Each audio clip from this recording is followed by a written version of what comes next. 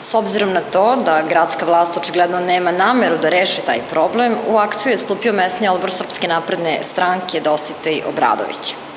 Predsednik tog odbora, Radmila Marković, podnela je tužbu Osnovnom sudu u Zrenjaninu sa zahtevom da se zabrani rad kafilerije, a aktivisti Srpske napredne stranke će u narednom periodu prikupljati potpise građana koji žele da se pridruže toj tužbi.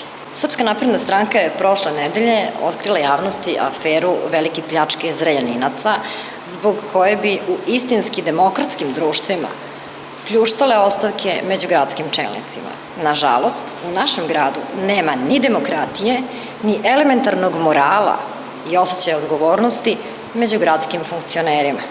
Gospodine Mihajlov, da li je zaista neophodno da se Zrenjanincima uzme po 5.000 dinara za advokatske usluge koje bi se pre mogle nazvati fotokopirski?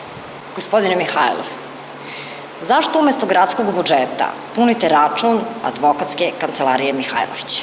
Na kraju ću reći i da smo primetili tendenciju pojedinih vlastodržaca, ali nažalost i medija, da ignorišu pitanja koje postavlja Srpska napredna stranka.